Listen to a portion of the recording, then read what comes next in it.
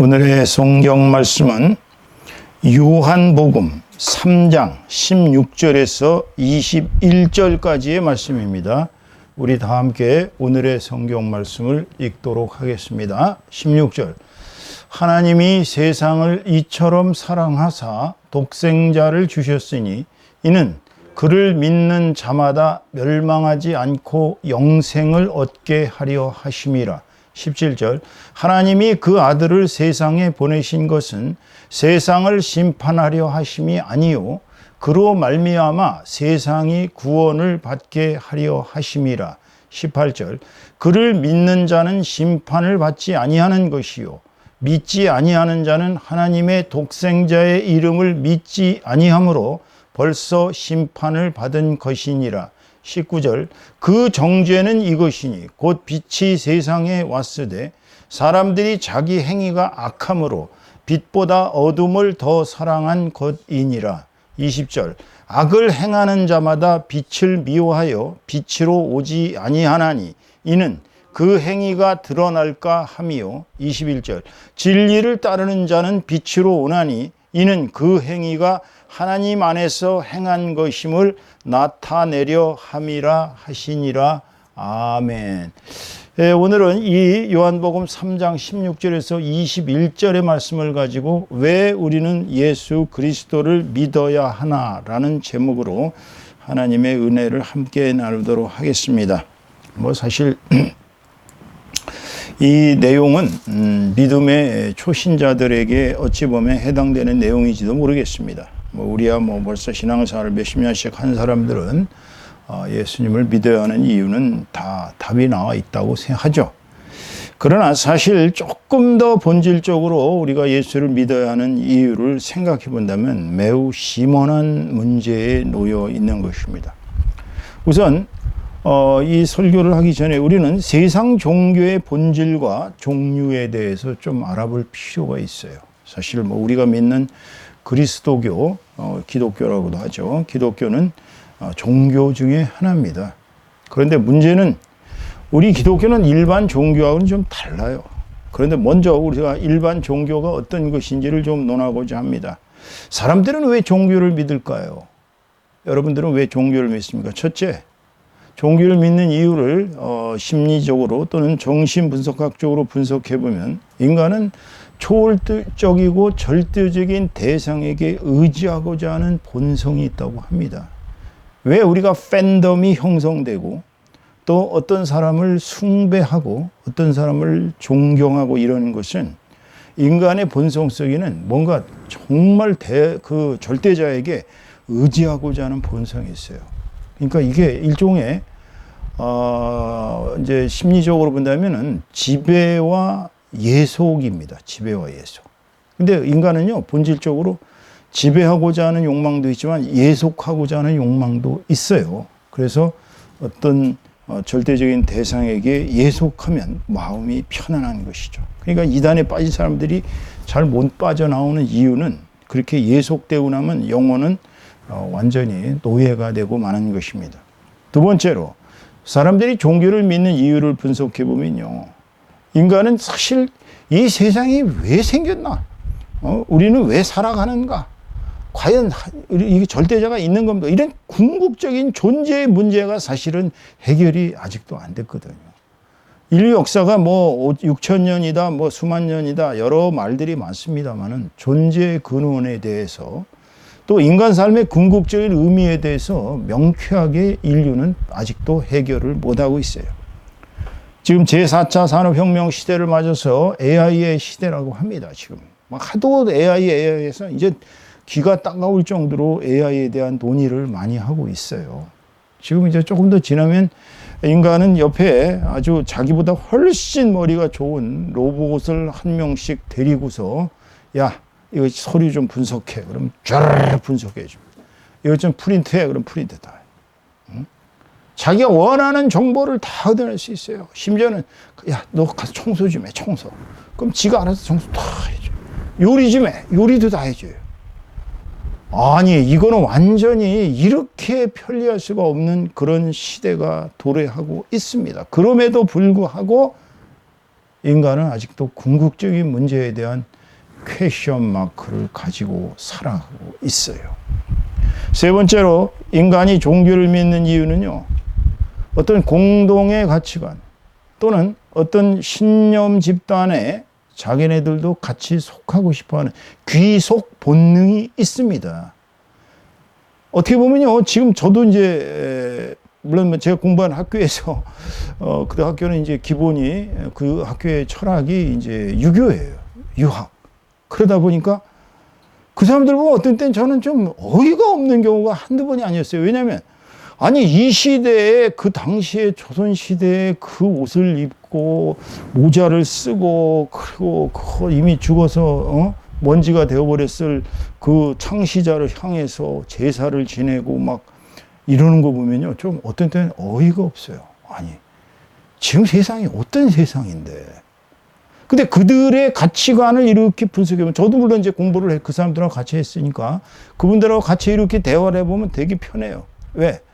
우선 인간성들이 좋아요. 그 사람들은 인간성을 향상시키기 위한 그 어떤 수련이라고 그럴까요? 수양.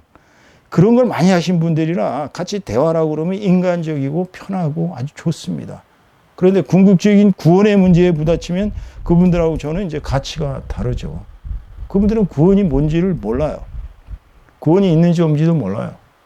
사실 그분들의 신념의 가치관을 쫓아가 보면 그 창시자의 신념의 가치관인데, 그 창시자는 불가지론자였어요. 불가지론자가 뭐냐면 저 세상이 있는지 없는지 모른다는 거예요. 신이 있는지 없는지 모른다는 거예요.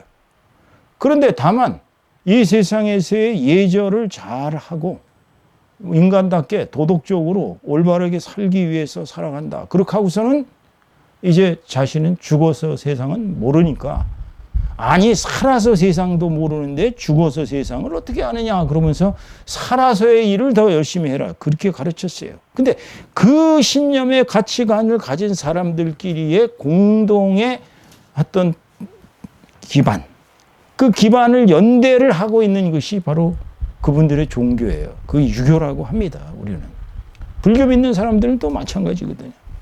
그 사람들은 보면은 이 세상은 다 공이고 이 세상은 전부가 다 인연에 속해 있기 때문에 업장을 짓지 말고 그냥 아무것도 없는 그 정멸보궁의 세계라고 그러나 뭐래나 하면서 그 참 어찌 보면 공의 세계, 무의 세계를 탐합니다. 그래서 그들에게는 해탈을 하는 것이 목적이에요. 그들의 목적에 그 가치관이 같기 때문에 불교라는 공동 기반이 형성된 것이죠. 물론 도교는 여러분도 알다시피 불로 장생하기 위해서, 신선이 되기 위해서 뭐 단약을 먹고 단전호흡을 하고 기공을 하고 무공을 연마하고 등등 그들 나름대로의 공동의 가치관을 가지고 집단을 이루고 있어요. 거기에 속해서 연대감을 갖고 살아가는 집단을 우리는 도교라고 합니다. 마호메트교도 마찬가지. 마호메트라는 이상야릇한 사람이 구약에서 조금, 신약에서 조금 이렇게 해가지고 이상한 교리를 만들어서 자기는 천사 가브리엘에게 받았다고 우선 이제 선포하고서 그 종교 활동을 했습니다.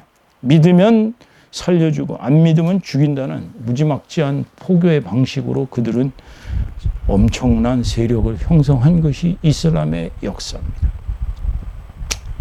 종교는 그런 집단에 소속하는 연대감 때문에 종교를 갖고 있는지도 몰라요.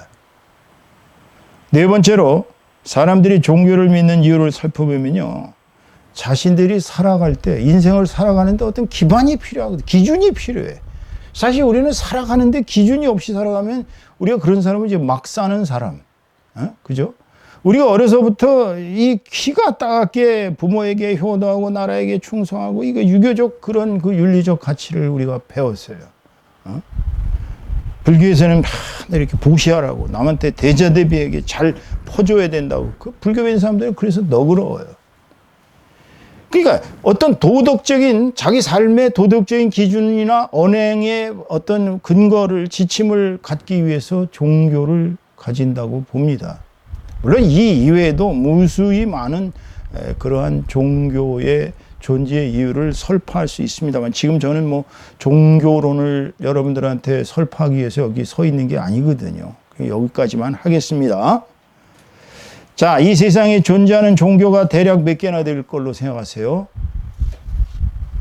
우리 김 집사님 한번 대답해 보세요. 이 세상에 존재하는 종교가 대충 몇 가지가 될 것 같아요? 대충. 본인이 생각할 때. 얘기해 보세요. 몇 개가 될 것 같습니까? 만 개. 예. 약 비슷하게 맞는 것 같아요. 사실 만 개가 넘어요. 그런데 공식적으로 드러난 숫자만 약 4,200개가 된다고 합니다. 이건 제 얘기가 아니고 AI가 분석해 준 얘기입니다. 그리고 인류의 무려 84%가 종교를 가지고 있어요. 이들 중에서 우리가 세계에서 말하는 5대 고등 종교가 있습니다. 기독교가 제일 큰 종교예요. 약 24억에서 26억 명. 여기에는 이단들이 많이 포함되어 있습니다, 여러분. 그래서 인류의 약 32%가 기독교인이라고 주장하고 있습니다. 이슬람교는 약 21억 명. 머지않아 30년도 채 지나지 않아서 이슬람교가 기독교를 압도하리라는 것이 일반적인 종교학자들의 얘기입니다. 현재 인류의 약 25%를 이슬람교가 장악하고 있습니다. 힌두교가 이거는 인도인들의 고유 종교인데요. 그 사람들의 쪽수가 워낙 많기 때문에 약 11억에서 12억 명이 힌두교도입니다. 불교는 인도에서 나왔습니다만 불교는 인도의 주류 종교가 아닙니다. 주로 동남아시아와 이 동북아시아에 퍼져서 현재는 물론 유럽 같은데 미국 같은 데서도 불교를 믿는 서양 사람들도 많습니다. 약 3억 7천에서 5억 4천만 가량 된다고 합니다. 그 뒤에 나머지는 유교, 도교, 무교, 심지어는 정말 그 부두교 같은 그런 그 인신 공양하는 교가 아직도 있어요. 이게 이제 각 지역별로 토속 신앙이 있습니다. 이 토속 신앙은 그들의 전통 종교죠. 그러니까 인류의 84%는 이러저러하게 종교를 가지고 있다는 거예요. 그런데 제일 위험한 종교가 뭔지 아세요, 여러분? 제일 위험한 종교가 뭘 것 같아요? 무신론입니다. 무신론도 종교예요. 왜? 무신론, 신이 없는 논이라 이거예요. 신이 없다고 믿습니다. 그게 종교예요. 신이 없다고 믿는 게. 신이 있는지 없는지는 알 수가 없어요. 근데 이들은 없다고 믿기 때문에 무신론은 위험합니다. 칼 마르크스는 그가 쓴 해겔 법철학 비판이라는 책의 서문에서 종교는 인민의 아편이다. 이거 나쁜 말이 아니에요, 사실. 이 세상 살면서 너무나 괴롭고 힘들고 고통스러울 때 종교를 믿으면 좀 위안이 되고 약간 아편같이 좀 몽롱하게 기분 좋아진다. 이런 뜻으로 쓴 말인데요. 사실은 종교는 인간에게 어떤 그 환상을 심어주고 인간에게 별로 그렇게 바람직스럽지 못한 비이성적인 상태로 끌고 간다는 걸 비판한 거예요. 그러니까 칼 마르크스는 이제 무신론자입니다. 소위 과학적 사회주의를 주장하면서 무신론을 그 근거로 삼았어요. 그러니까 유물론자들은 이 세상은 다 물질의 작용이지, 물질의 장난이지, 물질 이외에는 아무것도 없다고 보는 것입니다. 그러니까 인간의 영이 있다든지 인간에게 무슨 죽어서 천국에 간다든지 이거 다 헛소리라고 그러고 오직 물질을 평등하게 나눠 먹는 것을 최고의 가치로 삼고 있는 자들이에요. 인류의 약 20%가 무신론자들이라고 합니다. 그러니까 이 무신론자들은 그들도 하나의 종파를 형성하고 있다고 보여지는 것이죠. 저는 오늘 왜 일반적인 종교의 얘기를 하고자 하느냐면 종교는 대단히 위험하다는 걸 말씀드리고 싶어서 그래요. 여러분, 종교 잘못 믿으면 폐가 망신합니다. 일반적으로 종교들은 거짓 교리와 거짓 이데올로기에 기초하고 있어요. 창시자들이 자기네들이 본 그런 그 어떤 환상이라든지 자기네들이 만든 그 시스템, 신념 체계죠. 신념 체계에 사람들을 끌어당기는 거예요, 이렇게. 근데 그게 그럴듯하면 그럴듯할수록 영향력이 더 커집니다. 그러니까 종교는 인간을 사실 로봇화하는 종교들이 많아요. 그래가지고 자신의 목적에 활용합니다. 여러분, 중국 한말, 여러분 삼국지 많이 읽으셨으니까 아시겠지만 중국 한말에 오두미교라는 황건족의 난이 있었습니다. 장각이라는 자와 그의 형제들이 사기를 쳐가지고 오두미교는 쌀 5만 말 갖다 바치면 입회가 허용이 되었습니다. 그들이 그 당시에 그 한말의 정말 간신들, 그 내시들이 워낙 정치를 개떡같이 해갖고 모든 나라가 혼란에 빠지니까 백성들은 살 길이 없으니까 어디 의지할 데가 없을 때 하필이면 장각이라는 자가 사기를 쳐가지고 아주 자기가 무슨 하늘에서 내려온 그러한 정말 이 세상을 구원할 사람이라고 주장하면서 오드미교를 일으켜서 그들의 세력이 어마어마해지니까 황건적의 난을 일으켜서 완전히 중국의 한나라는 멸망에 이를 뻔했던 것입니다.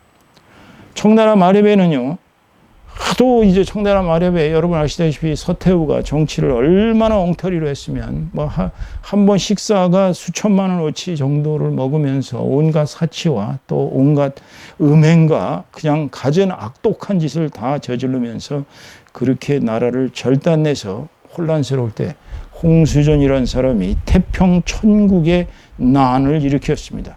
물론 이 태평천국의 난에 그 주동 세력들은 백년교도들입니다. 이것도 종교에 입각해서 전쟁을 일으켰어요.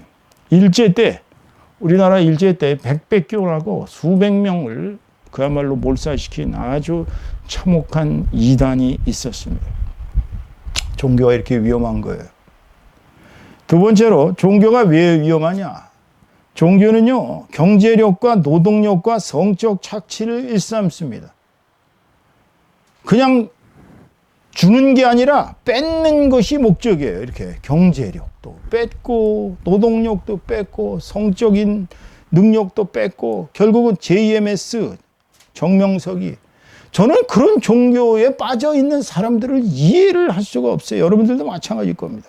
통일교 양말 팔라고 해서 다 시켰잖아요. 예? 꽃 팔라, 양말 팔라, 그 다 착취해. 그 전 세계 수백만 명이 그렇게 팔아서 모은 돈을 가지고 오늘날 통일교의 그 창시자들이 얼마나 사고를 많이 치고 있습니까? 신천지 이런 자들이 그러고 있어요. 심지어는요, 종교가 왜 위험하냐면요, 건전한 가정을 버리게 해요. 오직 교주와 자신들만의 교리만이 진리라고 주장하면서 이들은 자기네들끼리의 공동체를 형성해서 가정을 파괴합니다. 그 유명한 전능신교라고 중국에서 건너온 종교인데 이게 조선족이 만든 것인지 중국 인간이 만든 것인지 자세히 알 수 없습니다. 전능신교라고 만들어서 지금 반사회적인 악행을 저지르고 있습니다. 아가동산 김기순이 자기가 메시아래요. 아가. 그래서 자기를 아가라고 불러요. 아가야 아가. 응? 아가동산이 아주 유명한 이단이죠. 돌나라 한농복구의 박명섭인가요? 완전히 정말 미치들이었습니다. 견디다 이들은 하도 이단화돼서 이제 사회 문제가 심각하니까 아주 그 친도들 다 끌고 브라질로 이주해가지고 하루 종일 노동시키고 돈도 안 줍니다. 그들은 대가도 없어요. 그냥 먹고 사는 거예요. 그래서 이 돌나라 한농복구와 같은 나라들, 신천지, 가정 파괴범들입니다.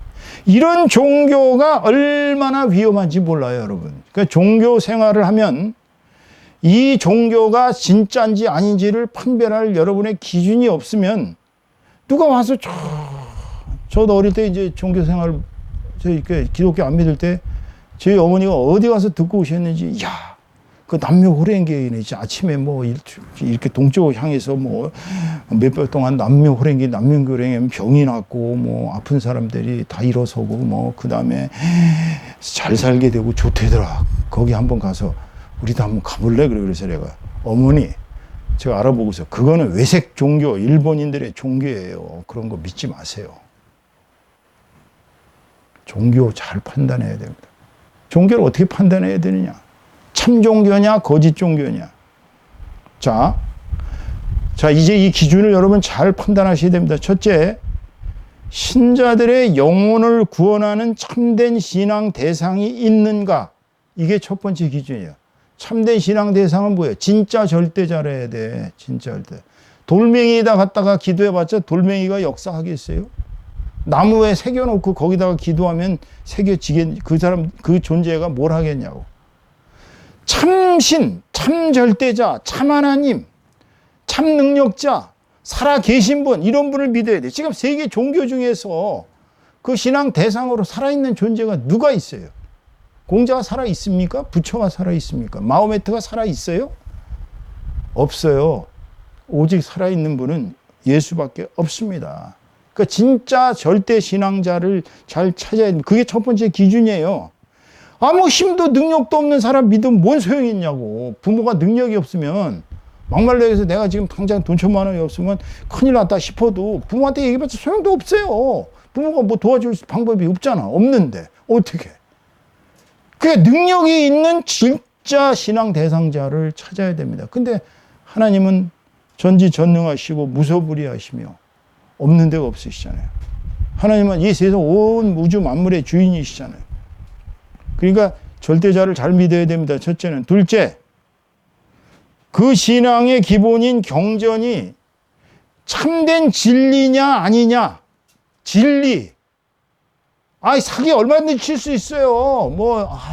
제가 이런 얘기하면 그렇지만 민족 종교 중에 그런 종교들 이렇게 쫙 경전을 읽어보면 이거 완전히 사기야. 근데도 그걸 믿고 앉아 있어요. 진리가 아닌 경전은 사기입니다, 여러분. 그리고 진리라 할지라도 생활 속에서 실천할 수 없는 거는 그거는 가짜예요. 그러니까 경전이 진리가 있느냐 없느냐, 경전이 실천성이 있느냐 없느냐. 그러니까 진리에 입각하지 않고 실천 방안이 없는 경전을 믿지 마세요. 그런 거 100번 읽어봤자 아무 소용없습니다. 세 번째로는 사역자들이 이제 목사나 거기에 또 아니면 뭐 도사나 대사 뭐 이런 그 종교를 위해서 일하는 그 사람들이 신자들을 진짜 사랑하고 위해주는 존재들인지, 또 신자들을 위해서 자기네들을 희생하고 헌신하는 건지, 아니면 잘 들으셔야 됩니다. 그들을 목적을 위해서 경제력과 노동력과 성을 착취하고 이용하는가. 그러니까 신앙 공동체의 사역자들의 목적을 위해서 신자들을 이용하는 종교는 사기입니다. 그거는 가짜예요. 여러분들은 이런 종교를 잘 판별해야 합니다. 교회도 마찬가지예요. 교회도 이런 교회 다니시면 안 됩니다. 교회도 가보면 신자들을 진정으로 위해주는 그러한 교회가 얼마나 많은지 몰라요. 가보면 마음이 편안하고 가보면 너무나 좋아요. 왜냐하면 마음속에서 우러나오는 진심으로 신자들을 대해주기 때문에. 처음에 교회 갔을 때 너무 어렵거든요, 보통 사람들. 그런데 누가 다가와서 이리 오시라고 그러고 자리도 안내해주고 같이 성경도 찾아다 주고 이러면 얼마나 고마운지 몰라요. 근데 그분들의 목적이 없어요. 그냥 잘해주는 거예요. 이런 신앙 공동체의 건전성을 판별하셔야 됩니다. 그러니까 신자들을 이용하고 신자들을 자기네 목적에 활용하는 그런 엉터리 종교들로 가지 마세요. 네 번째로는 신자들의 자율성을 보장해 줘야 됩니다. 이거 안 하면 지옥 가, 이런 식으로 얘기하는 종교, 교회 믿지 마세요. 신자들이 알아서 11조도 알아서 해야 됩니다. 헌금도 알아서, 감사헌금도 알아서 자율성을 보장해. 이렇게 안 하면 뭐 지옥을 가고 이렇게 하면 병이 들고 암이 들고 이거 좋지 않은 말이에요. 그리고 신자들 한 사람 한 사람을 천하보다 소중한 존재로 여기는 그런 곳이어야 됩니다. 왜냐하면 종교의 목적은 영혼 구원이에요.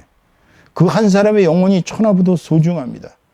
이것을 우리는 신자들의 자율성과 존엄성을 보장해주는 공동체라고 믿습니다. 지금 제가 얘기한 네 가지, 첫째, 절대자가 진짜 절대자, 전지전능자인가, 가짜인가. 두 번째로, 경전이 진리에 입각하고 경전이 실천 가능성이 있는가. 셋째, 그 신앙 공동체가 자기네들의 목적을 위해서 신자들을 이용하는가, 신자들을 사랑하는가, 위해주는가. 신앙 공동체의 건전성을 찾아야 됩니다. 넷째, 신자들 스스로가 알아서 하게끔 신자들의 자율성을 보장해주고 그들을 천하보다 소중한 존재로 여기는 존엄성을 보장해주는 이런 네 가지의 판별 기준을 가지고 이렇게 그 교회를 가서 보시든 종교를 가서 보셔서 한 가지라도 여기에 안 맞으면 그거는 가시면 안 됩니다. 종교를 잘못 믿으면 패가 망신합니다. 자, 이제 오늘의 본문으로 들어가겠습니다. 오늘의 본문은 왜 예수 그리스도를 믿어야 하는가에 대한 주님의 말씀입니다. 주님은 당신을 믿지 않으면 구원받지 못한다고 명쾌하게 얘기하고 있어요. 보세요. 본문 16절, 17절, 16절. 하나님이 세상을 이처럼 사랑하사 독생자를 주셨으니 이는 그를 믿는 자마다 멸망하지 않고 영생을 얻게 하려 하심이라. 17절. 하나님이 그 아들을 세상에 보내신 것은 세상을 심판하려 하심이 아니요 그로 말미암아 세상이 구원을 받게 하려 하심이라. 하나님께서 왜 독생자 예수 그리스도를 우리에게 보내셨을까요? 그거는 우리를 심판하지 않으시기 위해서요. 우리 인간은 다 죄와 사망으로부터 벗어날 길이 없습니다. 우리가 살아날 길이 없어요. 왜냐하면 하나님은 공의의 하나님이기 때문에 죄를 싫어하시는 분입니다. 지난 설교에서도 말씀드렸지만 하나님의 공의는 예수님을 통해서요 십자가에 못 박게 하시고 그분이 흘리신 피의 보혈을 믿는 대가로서만 영원한 생명을 얻게 하셨습니다. 왜? 우리는 죽어야 합니다. 저와 여러분 언젠가 다 죽습니다. 죽음 두려워하실 거 없어요. 죽어야 할 운명이 인간이기 때문에. 그러나 죽어서 아무것도 없는 공의 세계로 하든지 무의 세계로 가면 얼마나 편하겠어요.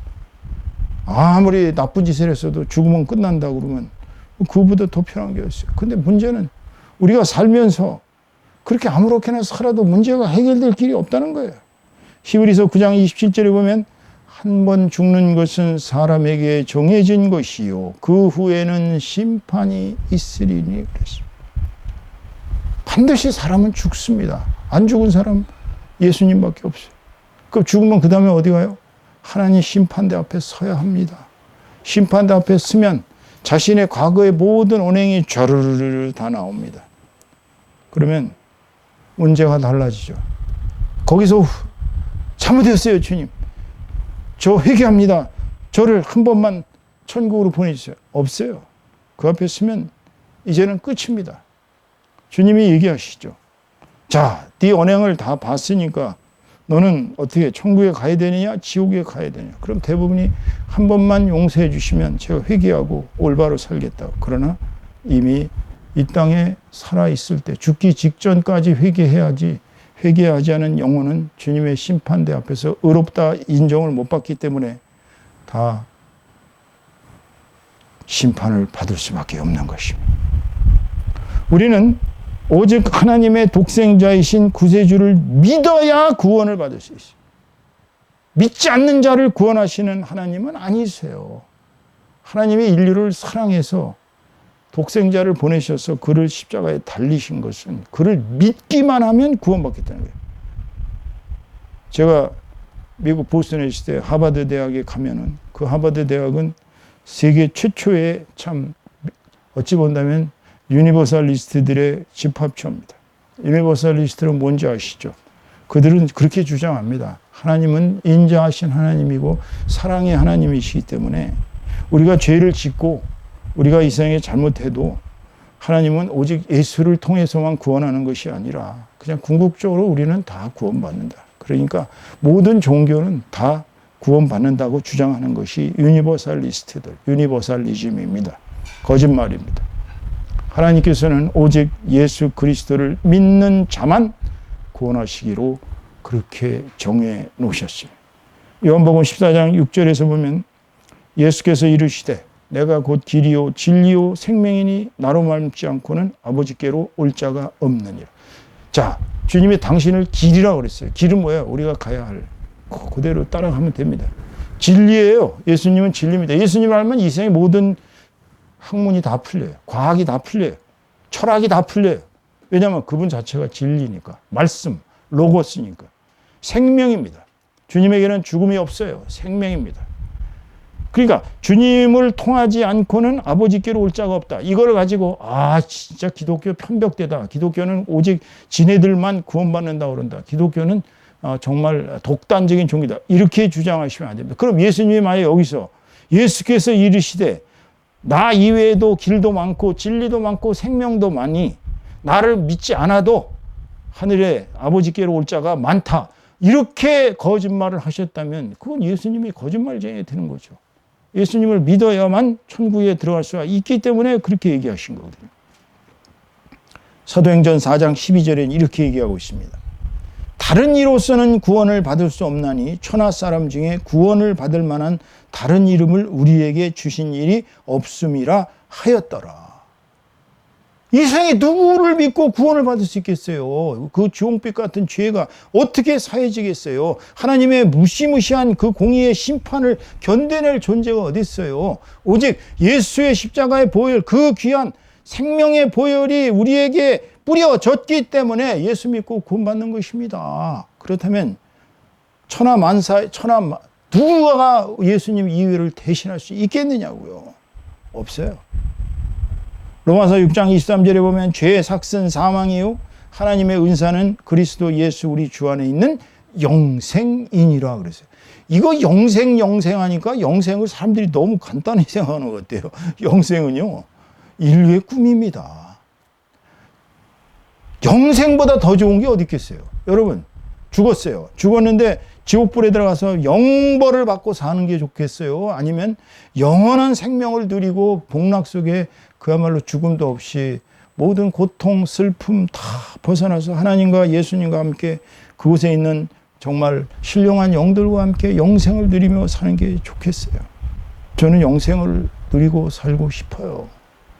지옥 가고 싶지 않아요. 본문 18절 20절을 보겠습니다. 18절. 그를 믿는 자는 심판을 받지 아니하는 것이요 믿지 아니하는 자는 하나님의 독생자의 이름을 믿지 아니함으로 벌써 심판을 받은 것이니라. 19절. 그 정죄는 이것이니 곧 빛이 세상에 왔으되 사람들이 자기 행위가 악함으로 빛보다 어둠을 더 사랑한 것이니라. 20절. 악을 행하는 자마다 빛을 미워하여 빛으로 오지 아니하나니 이는 그 행위가 드러날까 함이요. 여러분 이 세상에서 아무리 선행을 하고 덕을 쌓고 아무리 착하고 올바르게 살았어도 하나님 심판대 앞에서 구원받을 자는 하나도 없습니다. 정도는 비록 다르겠지만 누구나 살면서 이리저리 죄를 짓고 삽니다.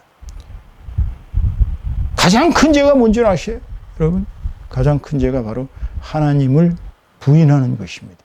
그 얘기는 무슨 얘기예요? 하나님이 보내신 자 독생자, 그리스도, 구세주를 믿지 않는 죄가 가장 큰 죄입니다. 설령 수억 명을 구원했고 수많은 사람들에게 복을 끼쳤고 그 사람들이 잘 살게 해줬어도 물질적으로 그러나 그 영혼이 구원받을 수 없는 것은 바로 예수님을 믿지 않으면 소용없는 것입니다. 인간은 죄성의 존재들입니다. 인간의 죄는 하나님과 우리를 닫아놨어요. 그런데 그 닫은 담을 허물어버리고 그 벽을 허물어버리고 우리와 하나님을 만나게 해주신 분은 오직 예수 그리스도입니다. 그분의 십자가의 보혈 덕분에 우리는 죄를 회개하고 죽기 전에만 죄를 회개하고 그리스도 앞에 가면 우리는 구원받을 수가 있는 것입니다. 오늘 이 본문 말씀은 18절 말씀은 그거예요. 믿지 않는 자들은 이미 심판을 받았다. 첫 번째 어떤 심판이에요? 불신자가 되는 심판입니다. 불신자가 된다는 얘기는 너는 구원받지 못한다 그거예요.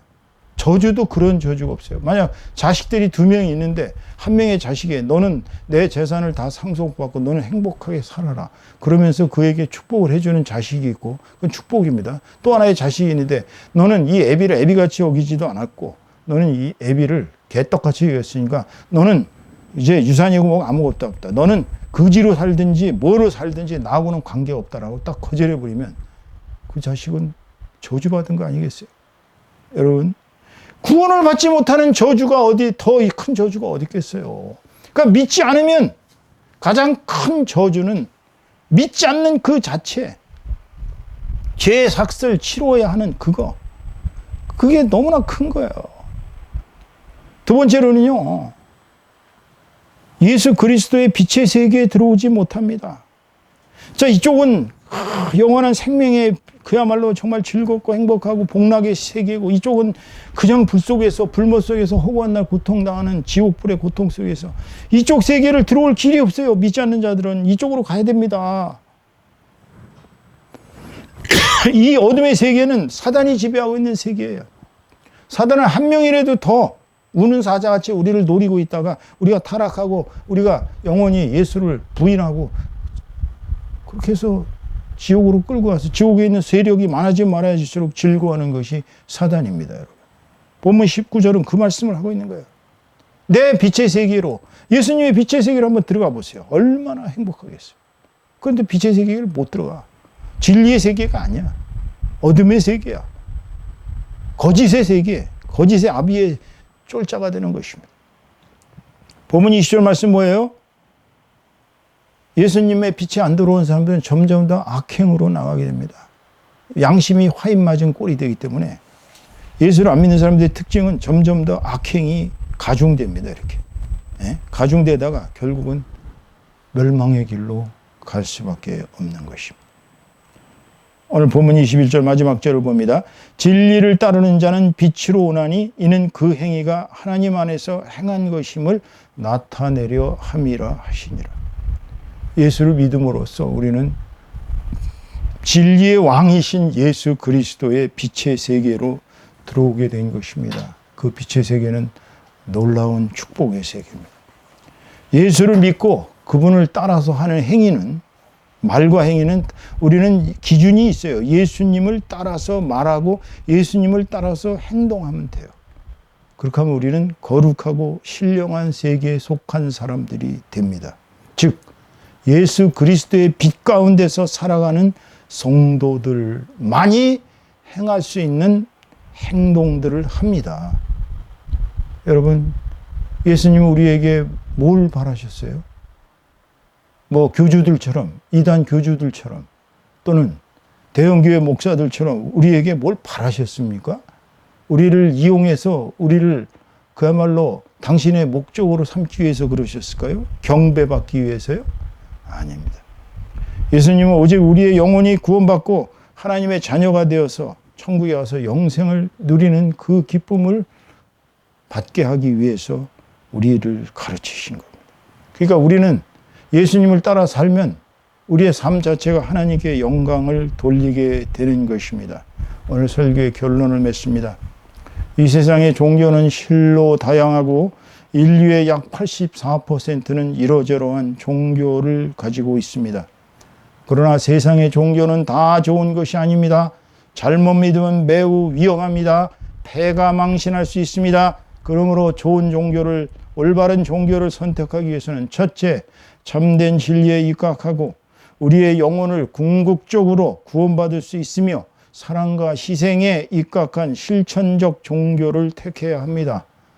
그러니까 우리가 고등 종교라고 얘기하는 종교들도 위험한 종교가 꽤 많다는 사실을 아셔야 합니다.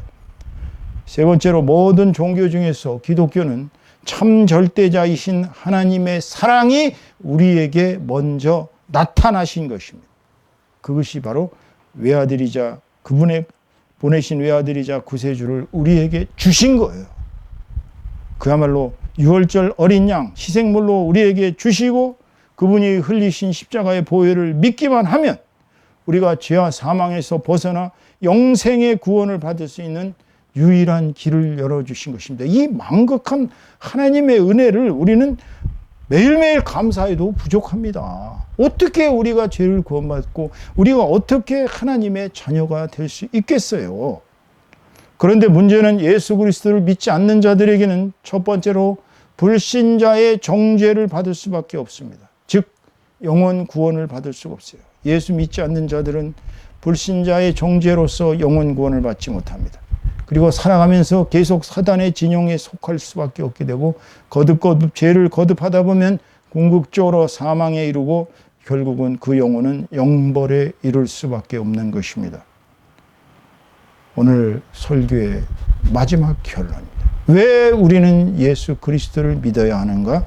예수 그리스도를 믿어야만 진리의 세계, 빛의 세계, 영생의 세계에 속하게 되어서 우리가 하나님의 자녀가 되어 이 땅에서 축복을 누리고 저 땅에서 영원한 생명의 복락을 누릴 수가 있기 때문입니다. 오늘 초신자들을 향한 마치 기본적인 교리를 설명하듯이 제가 여러분들한테 말씀드렸지만 오늘 설교는 여러분들의 일평생에 진리의 세계, 빛의 세계, 영생의 세계에 속하기 위해서는 오직 예수 그리스도를 믿어야만 된다는 사실을 깨닫고 주님을 철저히 믿고 주님의 말씀대로 살아가는 저와 여러분 다 되시기를 우리 주 예수 그리스도의 이름으로 축원드립니다. 축원드립니다. 기도하시겠습니다. 주님 감사합니다.